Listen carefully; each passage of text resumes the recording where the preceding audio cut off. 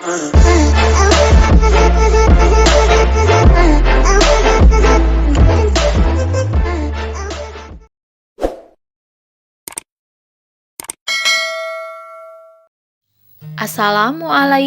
warahmatullahi wabarakatuh.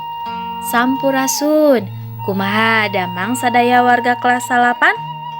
Mugia dina danget ieu urang sadaya dipaparin kasehatan tur kabagjaan ti Gusti Anu Maha Suci. Dina danget ieu pangajaran anu seja dipedar nyaeta ngeunaan drama. Drama kaasup kana salah sahiji wangun karya sastra anu sok dipagelarkeun, biasana mangrupa guneman. Hideuk tangtu kungsi lalajo pagelaran drama, boh secara langsung atawa ngaliwatan media TV atawa internet. Naon anu kudu dipilampah upama hideuk hayang mintonkeun hiji drama? Anu pangpokona tangtu kudu aya naskah atawa naskah drama. Daapan dina naskah drama eta ayana hiji leunjeuran carita. Nah, sarengsena hideuk diajar ngeunaan drama, hideuk dipalar sangkan bisa nyangkem naskah drama jeung unsur-unsur drama, sarta hideuk molahkeun naskah drama anu basajan. Tah ayeuna pek tengetan ku hideuk pintonan drama Sunda anu seja dipidangkeun. Wilujeng nyakseni. Gending karesmen opat adegan Nyi Arum Tresna Malati. Naskah Dr. Andes HR Hidayat Suryalaga.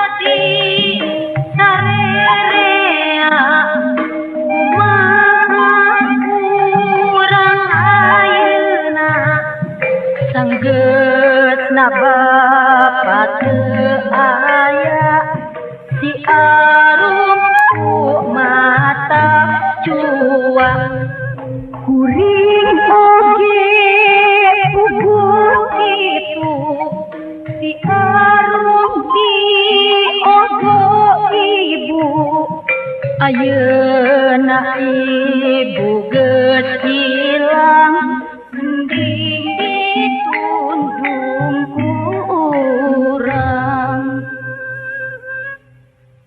Aduh teteh nah kitu kadulure nganyeri Nyi Arum teh adi urang kuring mah kuatir teuing nya naon atuh dosana kalepatan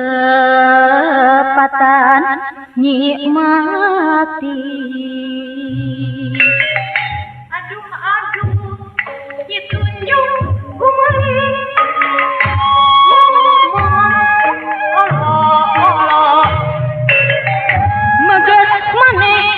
mening repeh bae jig tuturkeun atuh Nyi Malati mun rek pelapati gerak indi jauh.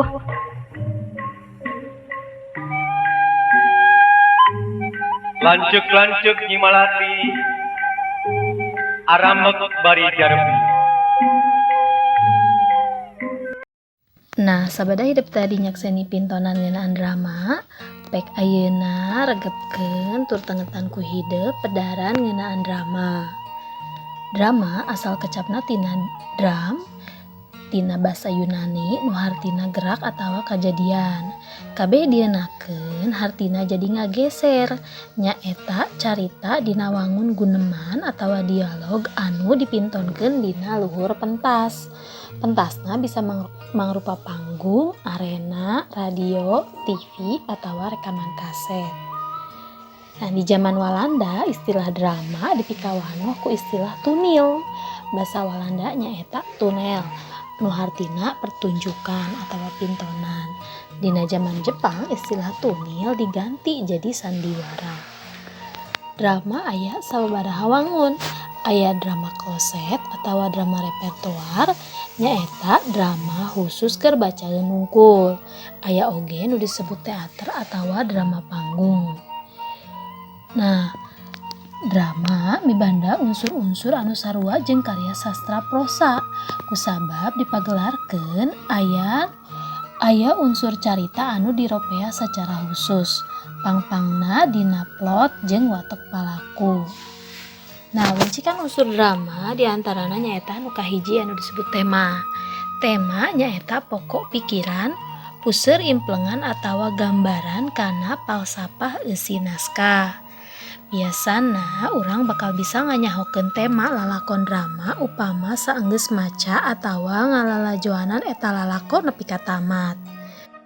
Anu kadua nyaeta amanat.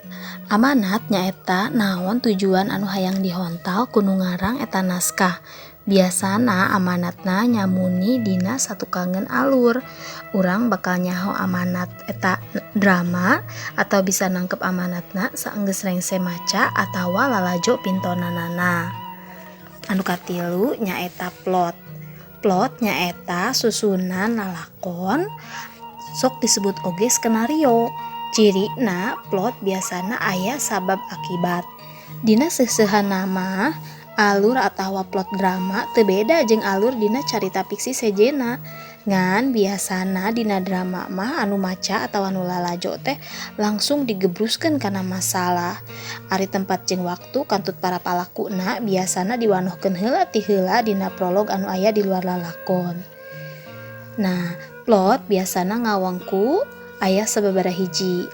Anu kahiji aya nu disebut eksposisi, nyaeta ngamimitian drama ngaliwatan dialog para tokoh. Nu kadua nu kaasup kana plot nyaeta aya komplikasi. Dina komplikasi biasana binih-binih konflik atawa pasualan mulai katingali. Nu katilu aya nu disebut konflik nyaeta masalah nu mimiti ngajeroan. Nu kaopat aya nu disebut klimaks, di dieu masalah anu geus muncer. Nu kalima aya denouement, dieu masalah mimiti turun, biasana jalan keluar dina masalah geus kapanggih. Terus nu kagenep aya nu disebut kastastrofa. Kastastrofa nyaeta tuntung kajadian dina carita biasana mangrupa kaputusan. Biasana dituturkeun ku epilog. Nu kaopat palaku atawa penokohan. Palaku atau penokohan dina drama teh nyaeta ngaran-ngaran jelema katut pasipatanana anu ngalalakon dina carita drama. Biasana palaku teh disebutkeun dina bagian awal naskah drama anu henteu kaasup kana lalakon. Di dinya diterangkeun saha-saha bae anu ngalalakon teh, ngaranna, umurna, pacabakanana, pancakakina, katut hubunganana jeung palaku anu liana. Nah, palaku dina drama dibagi jadi sababaraha rupa. Nu kahiji aya nu disebut protagonis. Protagonis nyaeta palaku anu diperankeun ku pamain utama, biasana nu boga lalakon. Nu kadua aya nu disebut antagonis, nyaeta watak nu jadi lawan pamain utama. Ku ayana antagonis, tangtu drama bakal timbul konflik anu jadi unsur plot. Nu katilu nyaeta tritagonis. Tritagonis nyaeta peran pihak katilu, biasana jadi pihak anu memeres kajadian. Nu kaopat aya nu disebut pangjangkep nyaeta peran atau palaku jelema liana anu diperlukeun pikeun ngarengsekeun carita. Unsur anu kalima nyaeta setting atawa latar. Latar dibagi jadi dua rupa, nyaeta latar tempat jeung latar waktu. Latar tempat biasana nuduhkeun di mana eta kajadian lumangsungna, ada latar waktu nuduhkeun iraha kajadian teh lumangsungna. Dina drama, latar biasana ditetelakeun dina awal babak atawa dina adegan anyar. Nah, biasana latar diterangkeun dina bagian anu disebut pituduh. Nah, ayeuna pek tengetan ku hideup karya-karya drama nu kawentar dina panggelar sastra Sunda. Kahiji aya Tukang Asahan Tonggeret Banen karya Wahyu Wibisana. Kadua aya Juak Toet Tanjir Pajajaran Runtagna Pajajaran Semah karangan Yosep Iskandar. Katilu aya Tambang Raja Wales Punden-Punden karangan R. Hidayat Suryalaga. Kaopat aya Rajapati Lebek Kabayan karya Ahmad Bakri. Kalima aya Ciung Wanarya karya Edi Tarmidi. Kagenep aya Pasaran karya Teddy A.N. Muhtadi. Nah, hideup bisa neangan contoh-contoh sejena ngaliwatan buku atawa bisa neangan dina internet.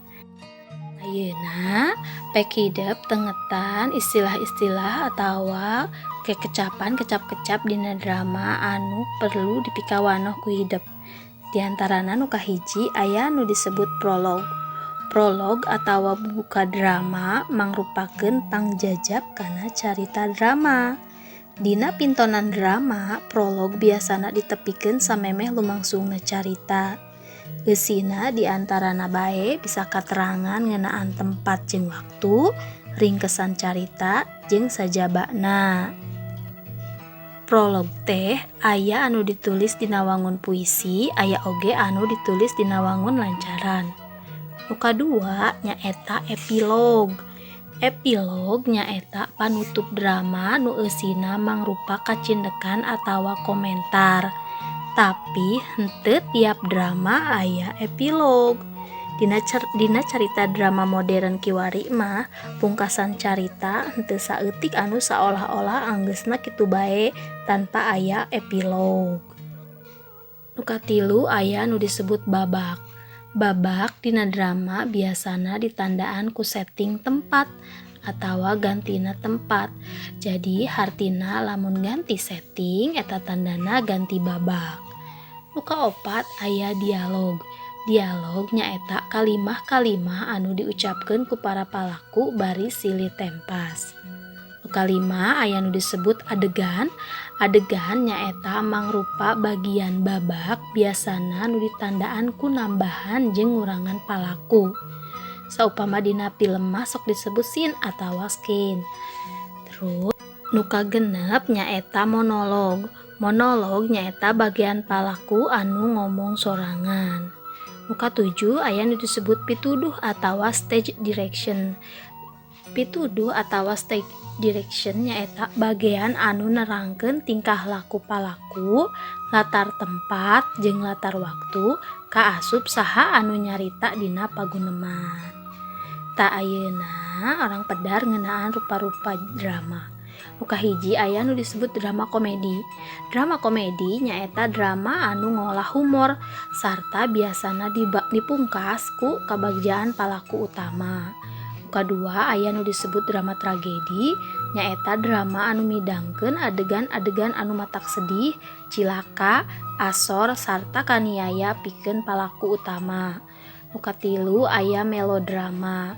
Melodrama nyaeta drama anu reana biasana ngolah konflik batin para palakuna. Nu kaopat dramatisasi puisi. Dramatisasi puisi nyaeta pintonan drama nu dumasar kana puisi. Nu kalima aya nu disebut sandiwara.